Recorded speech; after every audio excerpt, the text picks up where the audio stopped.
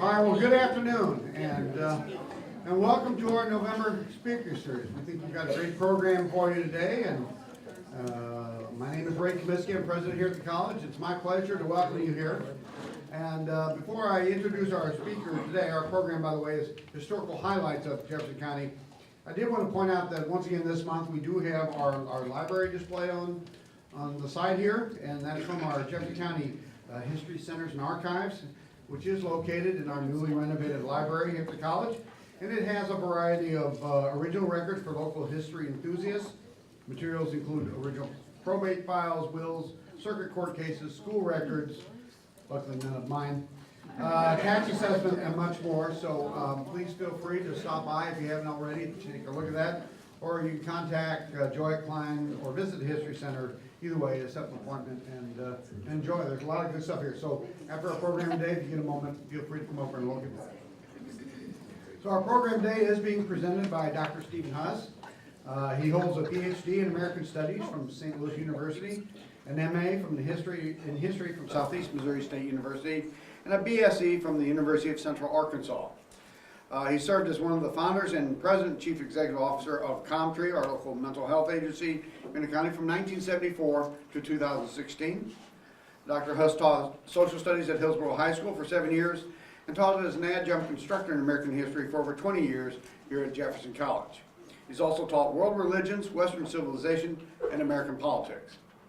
He is vice president of the Jefferson County Heritage and Historical Association, the historian for the Jefferson County Bicentennial Committee, is a member of the Fletcher House Foundation, and serves as a Missouri Mental Health Commissioner and a board member of the Missouri Children's Trust Fund.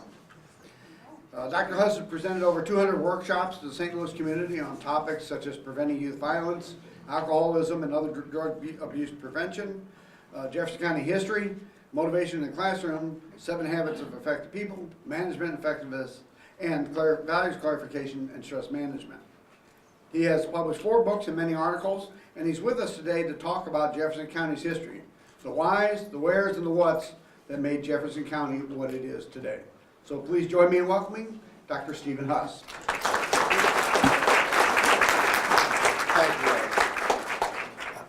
On behalf of the Jefferson County Bicentennial, I want to express our appreciation for your interest in the history of Jefferson County. This is an amazing place.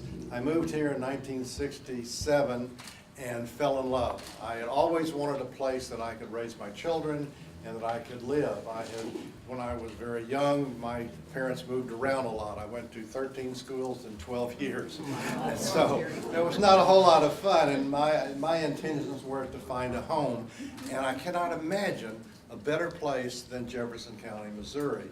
So thank you. It's a great place to be, it really is.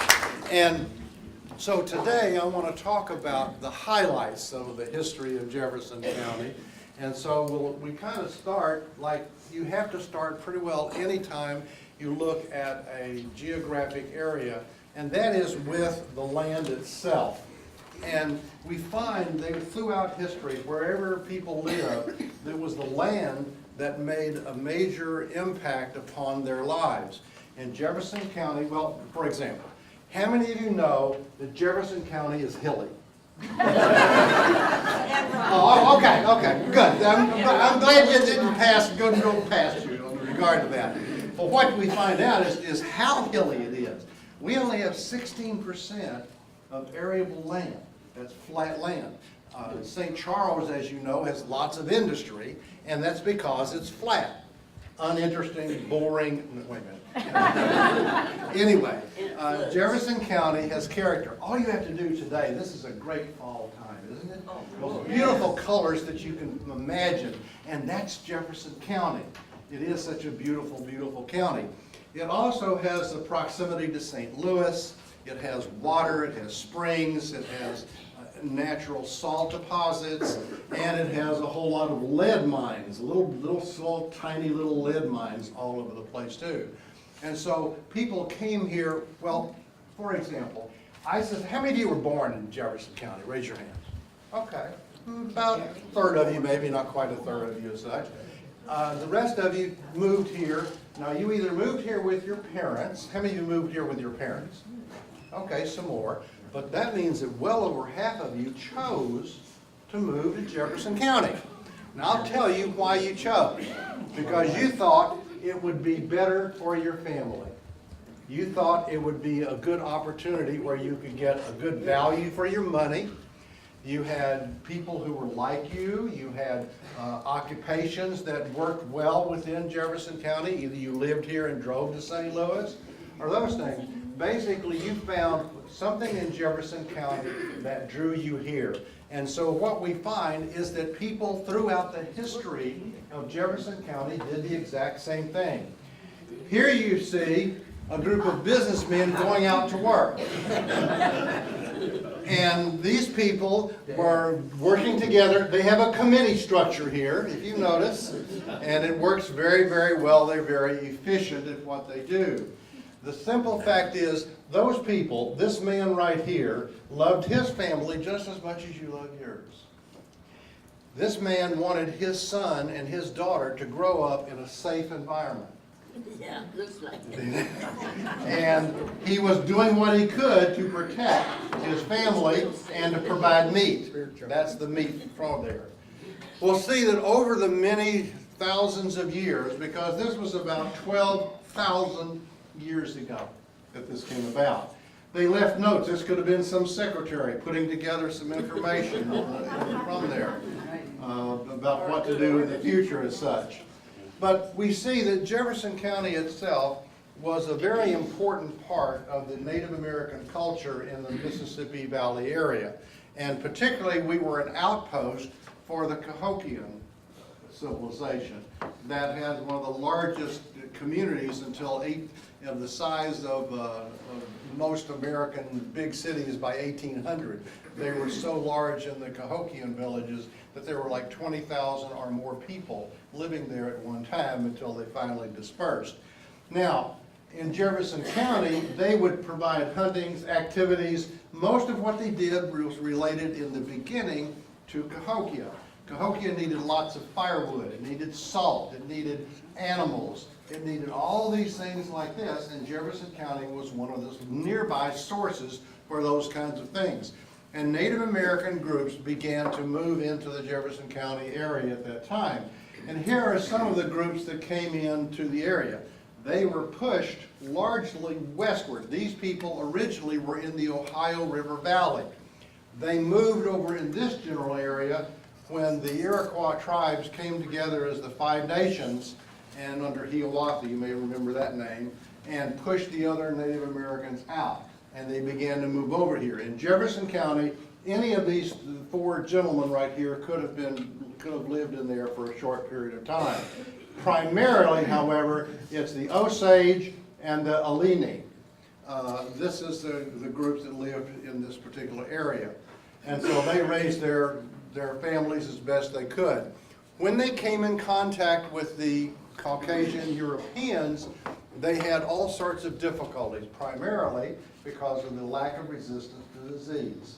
And we'll see that once they have contact with the white settlers, this results largely in the destruction of the Native Americans in many ways. For a while they did pretty well. When the Frenchmen were here, they just kind of traded back and forth along whatever roads there might be, and they kind of lived in small pockets. When you talk about tribal people living in Jefferson County, you're looking about 8, 10, 12 families living together in a small area. So they're only going to have, 10 to 12 warriors or anything. So they don't have huge tribes like you see on the television with the Great Plains or anything like that. So that's not the way it quite was here.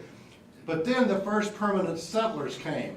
The Husky Farm was created in 1803, and the Husky Farms are still in operation today in Jefferson County, right outside of Hillsboro.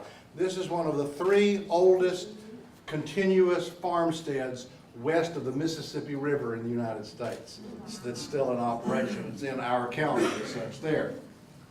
The main thing which came about, which was important, was the Louisiana Purchase, whereby we actually now get our own Jefferson County. And Jefferson County becomes organized after Herculaneum begins to focus on the development of lead production right here along the Crystal Escarpment as such. Some of you may not know this, but we are actually the foothills of the Ozarks. A lot of people don't understand that we really are where the Ozarks begin. And so this is kind of an important place. And the lead production at that time was very significant. And this is why Herculaneum was the first county seat. It was always a temporary county seat. Although people in Herculaneum sometimes don't like to believe to hear that, but it was never planned on being from there fully. In 1818, the creation of Jefferson County came about as an active territory on December 8th. And this is important. I think it's really neat that Jefferson County was a county before Missouri was a state. So we're older than the state of Missouri as such, which is kind of neat. The first act of government I think we can all be extremely proud of. They basically said, we hate slavery. Now they didn't know how to get rid of it because it was legal. But 40 years before the Civil War, they were on record as being opposed to slavery. And this speaks, I think, very, very well for Jefferson County. And I like this idea. Bears were chosen for the county seal instead of eagles because of the rugged nature of its inhabitants. I was asked on the radio not too long ago, what did I really think of significance about Jefferson County's history? And I said, well, there were two things that I can think of. One is the importance of the land itself, because it determined a lot of what would happen historically in Jefferson County. And the other was the resilience of the people. The people were able to go past things like the Civil War, depressions and wars and everything, and come out so incredibly positive. So those are the two things that I think about when I think about Jefferson County as the importance of Jefferson County's people as such. The other thing that came about is the first thing that governments have to do, whether we like it or not, governments have to have taxes. That's what builds our roads, takes care of our schools, gives us military, gives us all those things like this. And what we found in Jefferson County is people will support taxes as long as they're transparent, as long as we know what we're getting from the taxes as such. We can see something from them, but we insist upon that. And once we have that, that makes perfect sense. We're willing to tax ourselves for the benefit of each other. They taxed in the beginning 25 cents for horses and mules, meat cattle for slaves, 50 cents. But look at this. For each billiard table, $25. That is the equivalency of $45,000 today. So they did that because they felt billiard tables were associated with low people who were drinking probably and causing problems and such from there. Interesting, huh?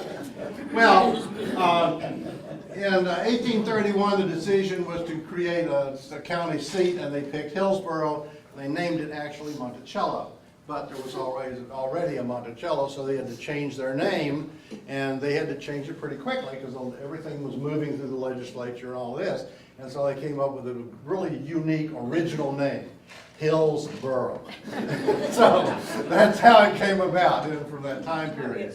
One of the first governors was Daniel Dunklin, who's buried here in the county, the father of American public school system. Also was the first one to lead efforts to remove the Native Americans.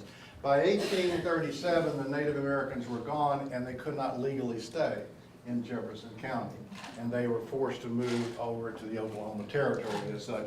I just mentioned Benjamin Franklin because he owned 20,000 acres in Jefferson County.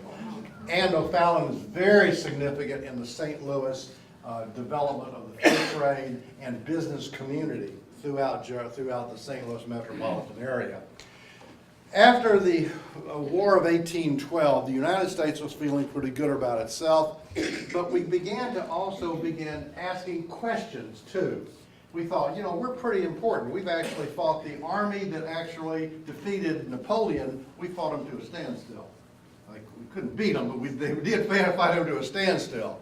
And so we're feeling pretty good. But we also began to think, there's some things about our society that we have questions about.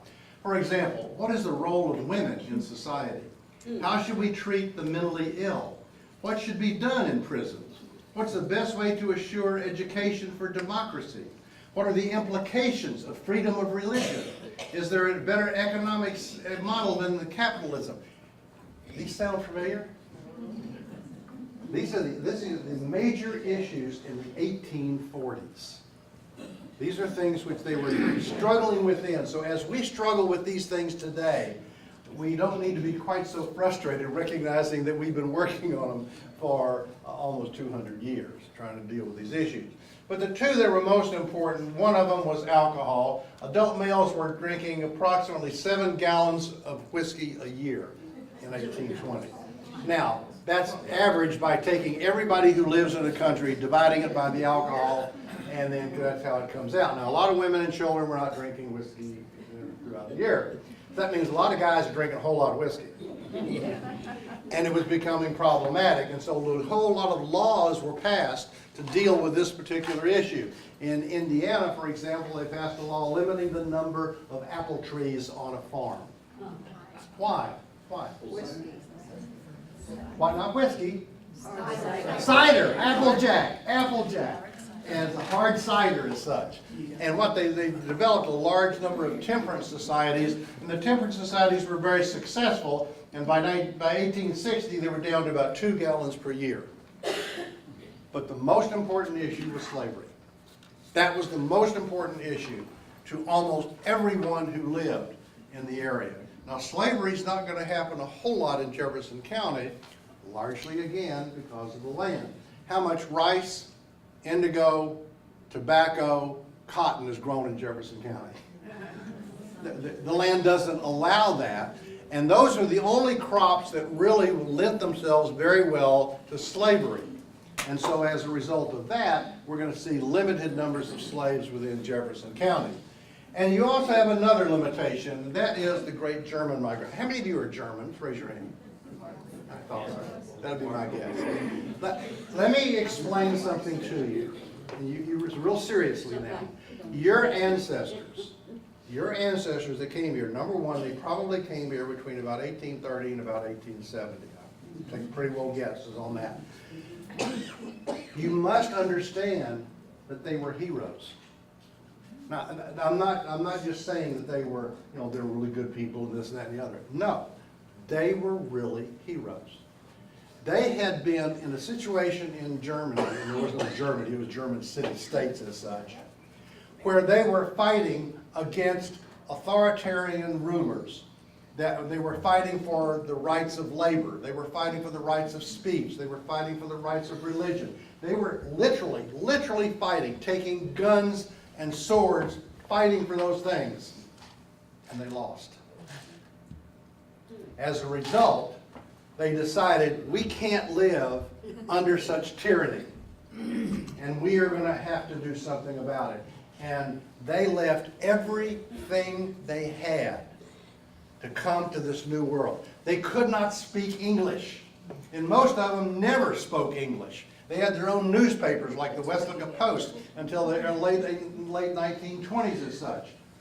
But they consider themselves to be strong American citizens opposed to things like slavery, because they felt that they had been, for all practical purposes, slaves. And they were going to come to this new world and bring their skills, all of the skills which they had, which were immense as such, coming over here. So they were pro-federal government. They were not pro-separatist groups like the Confederacy as such. And they came here. Other people wanted to make things better for themselves by finding gold, like in California as such. Most people found out that you got more wealth by getting funds from selling something to somebody, like Levi Strauss, something like this. But there's a story, and I don't usually tell stories that I haven't verified 100%. This one is close enough to family lore that I'm going to tell you of a little short, quick story about a gentleman who lived not too far from Herculaneum. He had a farm, and he had some cattle, and the 1849 gold rush occurs. He decides to take almost 100 cattle from Jefferson County and drive them to Sacramento, California. And the family says that's exactly what happened. He made a mint you know, eggs were going for $5 a piece at the time. And he then put his money into bonds, got on a boat, sailed around the Horn, came back to New Orleans, signed on to a steamboat coming up to Herculaneum, got off of Herculaneum, walked over, used his money to buy farms for each of his 4 children. Now, none of that's in paper, and I don't have anything for that, but what we do have is this. We do know that that family in about late 1850s bought 4 farms. Now, where the money would have come from for something like that, the family says this is how it got there. But it's an interesting story. I think it's kind of it's really possible. A lot of stories that are passed down through history and oral history have a kernel or at least a grain of truth in them. And this is one of them I think is probably pretty close to that. We also, other people wanted to get money in other different ways. In 1851, this is from a Chicago newspaper. Hillsborough is the National Center for Counterfeiting. About $6 million is found in an old outhouse. Don't get me started. But they never captured the guy either, by the way. They just got that. But they were finding money from all these different places there. By 1860, the county was pretty good size. There were about 7,000 people, but very few slaves. Very few slaves were in that particular area as such.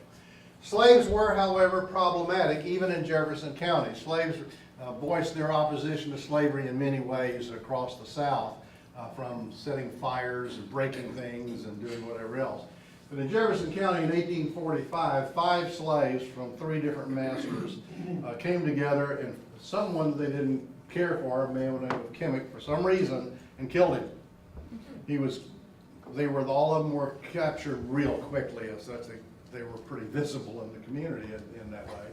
Taken to the St. Louis County Courthouse, arraigned. Governor Thomas Fletcher, who was the county circuit clerk at the time, made arrangements for the trial and for the hanging thereafter. And those 5 men were hanged very quickly. But if you think you only have about 600 slaves in the entire county, and 5 of them were involved with a murder, that gives you some idea of the resistance to slavery even at that time. 1860, St. Louis was real close to Jefferson County, and people moved back and forth just like they do today, back and forth. The difference is the city was only to Grand Avenue. That's all that the city was.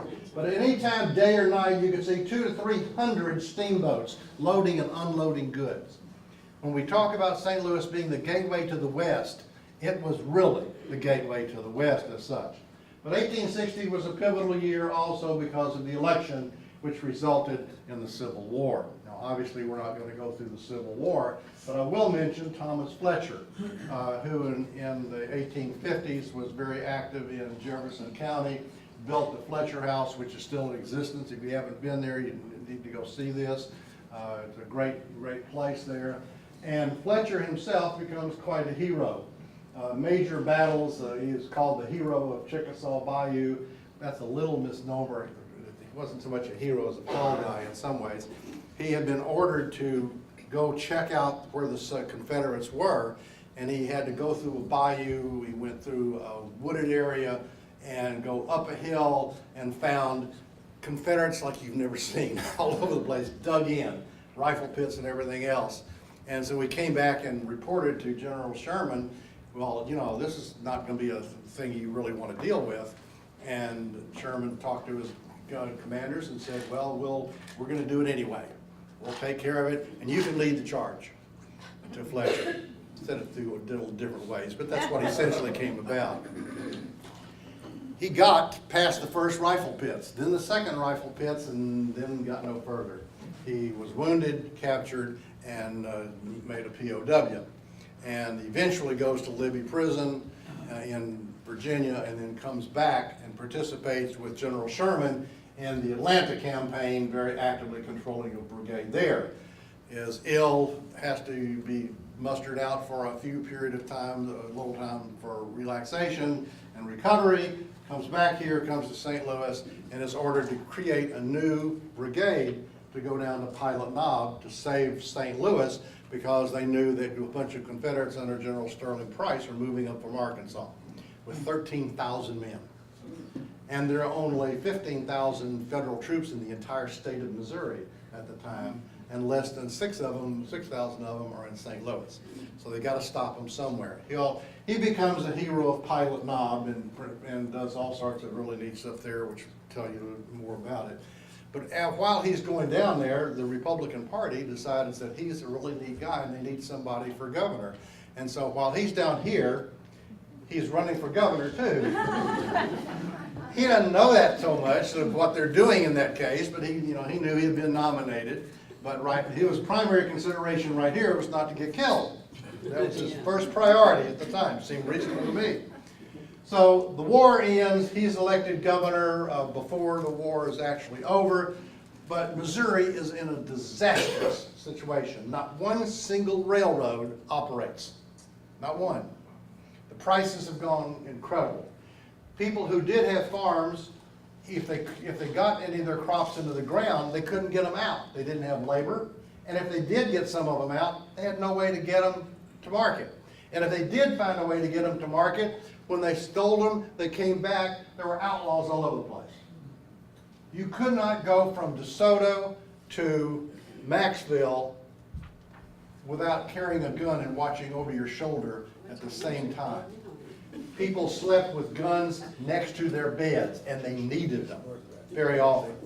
This is what the situation was like when Governor Fletcher came about. Roaming bands of outlaws, no militia, banks were disasters, no schools outside of major cities. For 4 years, children had no schools at the time period. Neighbors feared and hated neighbors, and Fletcher is told, "You're now governor, you need to solve this problem." And he did. He actually did. He only served one term at that time period. And he changed everything in the state of Missouri. And of course, he is a Jefferson County resident. Someone should write a book about Governor Fletcher. Oh, wait a minute, I did. It'll be out in the next 6 weeks, I think, in time for Christmas. Did I just shamelessly... I guess I did plug my own book coming out as such. But I have had an incredible time putting together and learning about who this man was. And he's worth far more than whatever I can do in regard to it. But it's worth looking at to see this man's history. After the war, Jefferson County really begins to grow. We see two major periods of time of growth. One is after the Civil War, when Fletcher goes and we had lost a third of our population. He went to Europe, and everywhere he could, or sent people to Europe, to get immigrants to come over to this area because we needed people so badly to provide goods and services to us. And he was successful in doing so, and so the state began to grow. And so we have all these little towns that are developed. One of them, some of them are kind of significant. Kimmswick in particular becomes a resort town eventually, accessible from the Iron Mountain Railroad or excursion steamers. Monsanto Park was really big and popular with people from St. Louis. And if you look closely, you see this lady right here is dressed to the nines, a really nice car and stuff. That time period, this was a place where wealthy people came down a lot to visit and to enjoy the life through there. Even in 1928, here is a postcard telling people to come to Kimmswick so they could swim in the Mississippi River. Now, to be fair, the Mississippi River hadn't been dredged yet. And so it wasn't quite like it is today. But all sorts of things went out through Kimmswick. This was the one I really liked, this guy by the name of George Hall. He got into the water about the levee, approximately where the arch is today, and swam to Kimmswick and back. Oh. So this was a pretty amazing guy. But Kimmswick becomes very, very important. Other towns are developed at the same time period. Other places are developed. And one of the most significant ones, of course, is what's later called Crystal City, and it begins through the glass company's development as such. The sand in Jefferson County is some of the highest quality sand in the entire world. Really? Still is. It still is.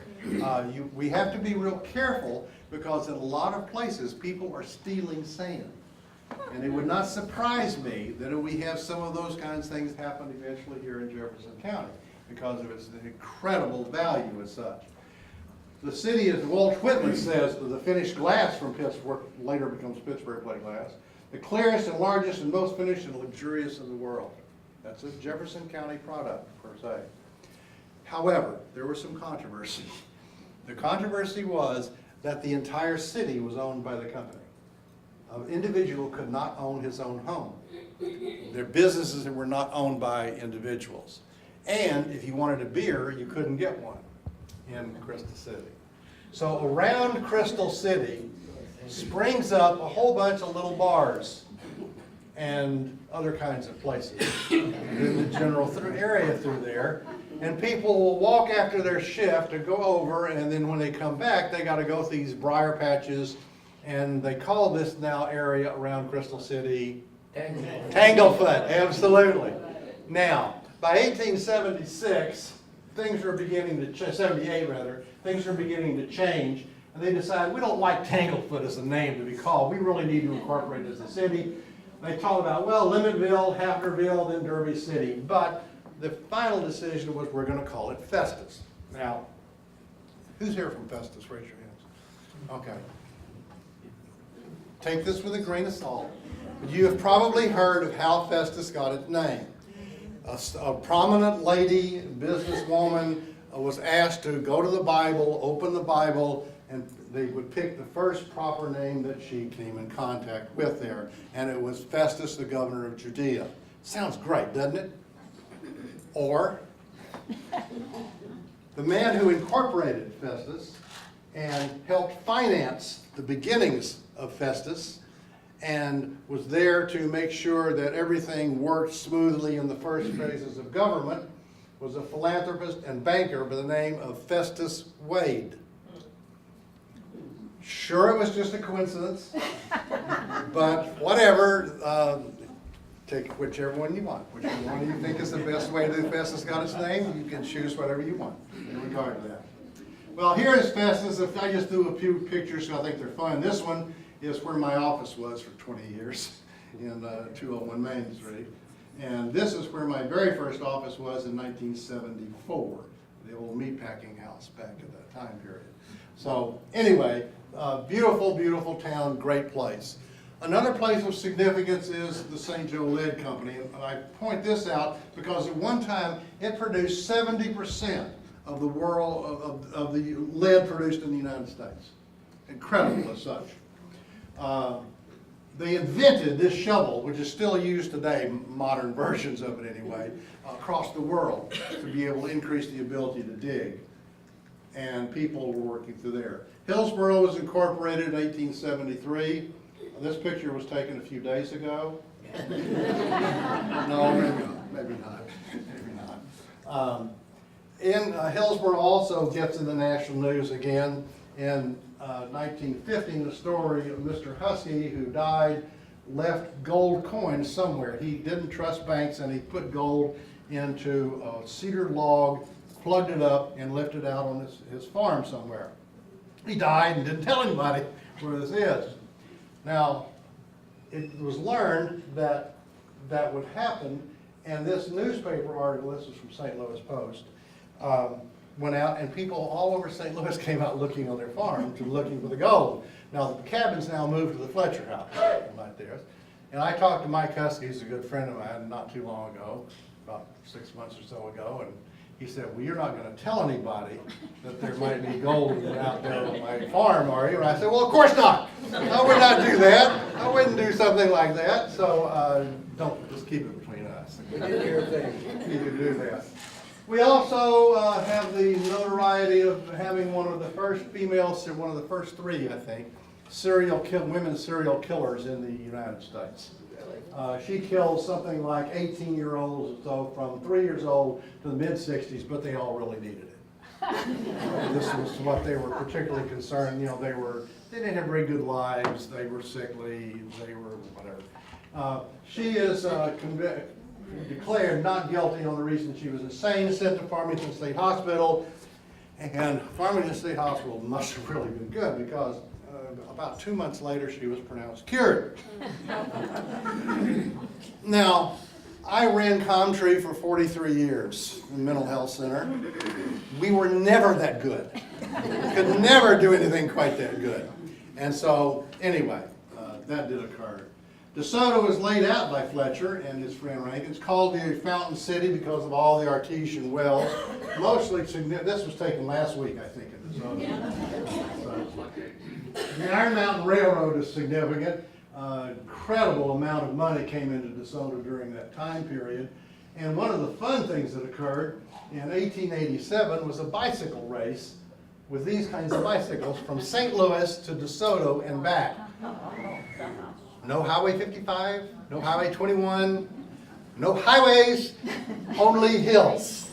Like this. Yeah, and if you have they didn't have a flat tire. These were hard rubber. It was bad to hit a rock. Yeah, you can imagine what it was like. Well, they get to DeSoto. Hal Greenwood gets there first. Percy Stone comes in barely about 30 minutes later, collapses and says, I can't go back, so he takes the railroad back. Greenwood says, I want fried chicken and ice cream. Because he had been promised fried chicken and ice cream if he got to DeSoto, and they said, okay. He then got back on his bike and drove back to St. Louis and such. I cannot imagine bicycling. I do a lot of bike the Golden Gate Bridge. I biked a whole lot of other things. I cannot imagine doing something like this in those kinds of situations. 90 miles in 11 hours and 42 minutes on those old hills and such. In the World's Fair, they sent bottled water to the fair. You could either spend a nickel and get a bottled water about this big from DeSoto, or you could get a pail of beer and a hot dog. That DeSoto water must have really been good. But there were other problems during the time period too, before World War I, and that was the fact that Jefferson County, like everybody else, had issues with various drugs. Laudanum had about 17% opium in it, but if you have paregoric, you don't want to give your children 17% opium. This has 4% opium. So it wasn't quite so bad. Or if your kid has a toothache, you can give him cocaine tooth drops. Cocaine, anyway. You could get Bayer aspirin, or you could get Bayer heroin. All of these things are ordered through Sears catalogs or through various other catalogs during the time period. Or you could have a Lydia Pinkham party, which a lot of women did. They'd come in the afternoon together, and little cucumber sandwiches. And Lydia Pinkham was 70% alcohol.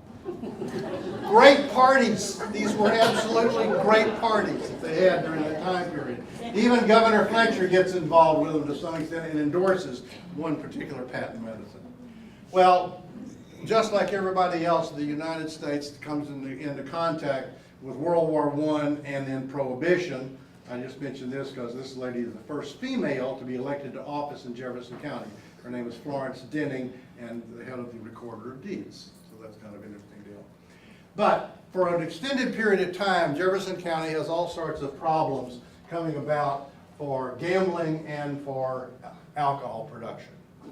Prohibition was a disaster for the United States, and this Jefferson County got into a situation from about 1929 to about 1960 something. We're having problems with gambling and with alcohol in this county as such. Police captain accused. This is the one I thought was interesting. This is what we call a quality control problem. It will affect your final product's value. And so you have to deal with those things there.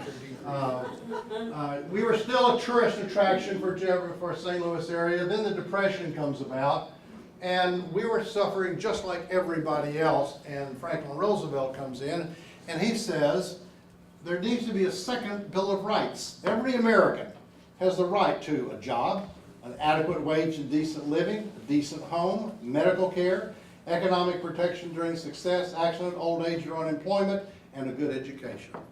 And he proceeded to deal with this through a whole lot of programs, Works Progress Administration, Civilian Conservation Corps, all sorts of things. And a lot of those helped programs in Jefferson County, including the various places through here. Federal art projects even. Artists had to do there too. But we still were having problems. Here we have a priest who is out in what's today, I think, is it still called Don Bosco? And I don't know whether it still is or not. Anyway, he was bringing people out there and having these gambling parties. And it was rated. I loved this one. I was thinking to myself, this is great. I'll just follow this through the newspapers and see what happened. After about 6 months, it went away. Totally went away. Nothing ever happened to the guy in regard to that.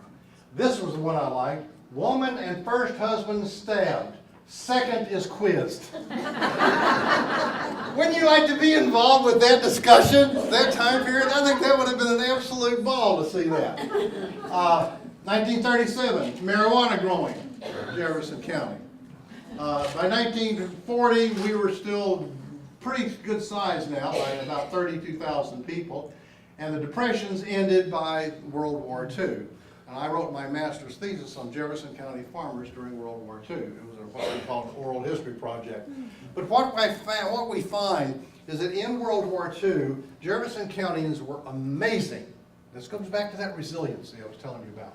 They did everything you could imagine, from scrap drives, defense stamps, victory gardens.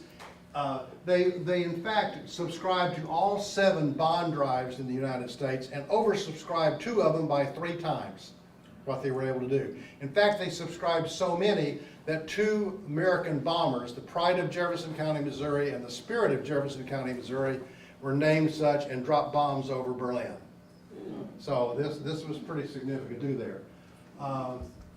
Also, I was able to interview a lot of these people you know. These were heroes on the home front. If you know some of these people's names, which some of you do, these were real heroes on the home front during those time periods and helped the people. When one of these farmers, if Ed Stant was finished working and milking the cows and things that day, when he finished doing his, he went to his neighbor and did the same thing for them. That's what we were seeing. Neighbors helping neighbors. That was amazing during the time period. And milkweed.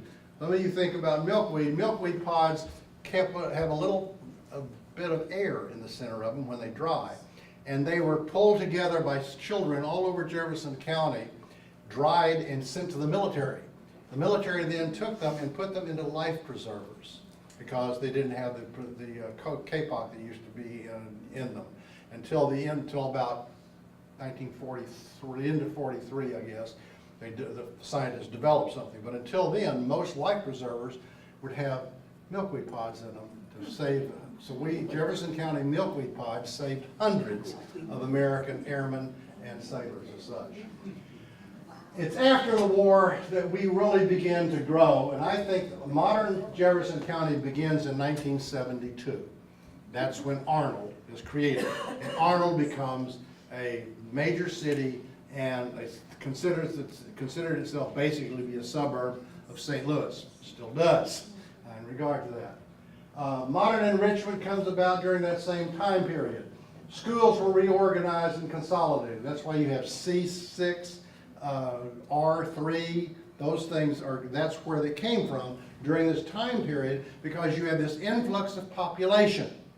This is the second period of major growth of Jefferson County after World War II. And that's when we become a bedroom community of St. Louis. But you have all these people coming now to Jefferson County and they're saying, we want the same kinds of services we had before. And we want good services for our children, for our people. And that's why Jefferson Memorial Hospital is created. Why this organization, this wonderful monument that we have to Jefferson County, Jefferson College, was created during that same time period. Jefferson County Developmental Disability, the ComTree during the same time. You know that ComTree is the only mental health center in the United States that has 2 taxes dedicated to it. Really? Yeah. A property tax in 1986 and then a sales tax for children's services in 2004. I think 2004, something along that period, I forget now. But what we find is the people of Jefferson County, if they know you're going to use things correctly, then they support them. So Jefferson counties are not, we get a bad rap. We're saying, oh, they're all against taxes. We're not against taxes. We're against waste. We're against fraud. We're against those kinds of things. But if you can see that we are going to give something to take care of our children and our future, we'll find with those kinds of issues. You can prove it. Jefferson County libraries will become first-class county, roads are upgraded, and so on. Jefferson County today, there are a couple of things that are significant today. For example, we have 81% of our housing units are owned. The national average is 63.9. That's important because what happens when you own your own home, you have a stake in what happens to this county. It's important to you not just that your own house be secure, but that you have a good school system and you have safe drinking water. Those are things which make your house have value. All of these things which the county improves the county also improves your own homes and gives you stability within your own economic sphere of influence yourself. So all of these things are important. The poverty is substantially less than the national average. And one area we're having problems with, however, is that the yearly per pupil expenditures, we're spending a little bit less than $10,000 a year per pupil. The national average is $12,000, almost $12,500. And education is the future. We have to have our educational system to be able to be responsive to the people of Jefferson County. Commute to work, those things. Agriculture, look at this, less than 1% now. Less than 1%. You want to know what's going to happen in 50 years? I have my crystal ball, and it's ready to tell you. Ready? All right. The county port will be made. It's going to take a while. The county port will come in. When it comes in, Festus, Herculean, Peabody, and Crystal City will absolutely explode in many different ways as such. I-55 will be expanded by one more lane south of Festus. A new 21 will be expanded south of DeSoto. A new corridor will be created, M to MM, W to 44. That will become one corridor. You're going to have a line to get to 44 from the port to be able to unload materials from China over to be able to go there. Highway Z will be straightened. A bridge is going to have to be built south of Festus because we also have to get to I-24 with the same products that got to get into Illinois to go into both directions there. And you pull it from there. We already have the rail. Charter government will be tweaked for efficiency. Crystal and Festus will have to merge most services. It's just going to happen. Most taxes will increase to the national average. The county population will exceed 300,000. And poverty rates will be cut in half. That's the future of Jefferson County. And we all see everything coming to a head on December 8th, 2018, in our 200th celebration of our bicentennial. Thank you. I'll be around for questions.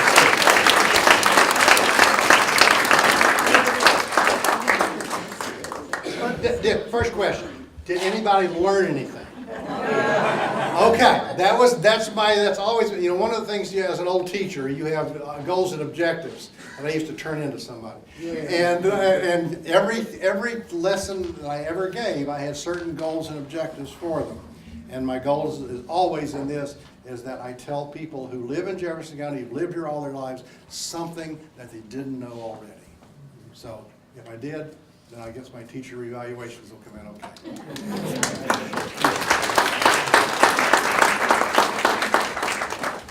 When I go up 21 toward St. Louis, just before you get to Highway N, if you look over to the right, there is a cross on the side of the hill there. And I wondered if that's where that pit down Bosco you were talking about was. No, it's different. It's in the off the old 21.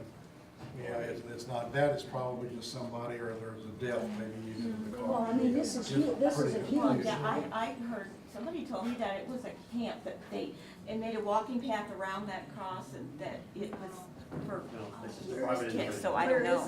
Yeah. Are you By talking Hedge about the Creek. big cross It's that's by- up before you past get to the, Before you get to him, I don't know what that is. Really north before you get to the road. There. 21. Yes. The port area here, St. Louis and Jefferson County, what was the impact of the Erie Canal? Did we have,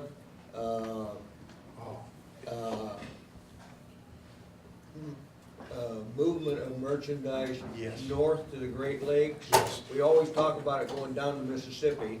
Yes. But did it move north also? The Erie Canal spurred population growth absolutely incredibly, and the entire Ohio River Valley is changed as a result of the Erie Canal's creation. And it's that kind of movement that you could see if we get a port here in this general area. So, Folks, Steve will stay around. We've run a little bit long on time, so I want to be respectful of that, but Steve's really great at hanging around. He knows a thing or two. So he loves to tell you what he knows. He's a great guy. Let's give him one more quick round of applause.